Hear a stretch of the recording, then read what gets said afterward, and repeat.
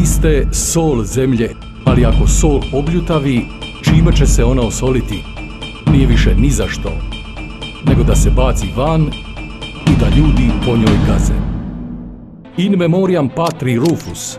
Bože, ti ljubiš ovu zemlju. Veliki intervju s Fra Ivom Pavićem. Isus je došao svakom čovjeku i svakoj naciji. Potresno svjedočanstvo Laure Maxwell samo za naciju. Odrekla sam se spiritizma i obratila na kršćanstvo. Nacija, na svim kioscima. Ženo, čija su ovo dica? Nisi me valjda privarila. Kakva su to pitanja? Ovo su tvoja deca, ja sam tebi vjerna, a ti si glup, jer još nisi čul za evoluciju. Adame, što tu oni pričaju? Ma gluposti, draga, pričaju gluposti, zapamti, nikad nemoj vjerovati zmiji. Dobro sam se sjetila te evolucije. Neznalica će još i povjerovati.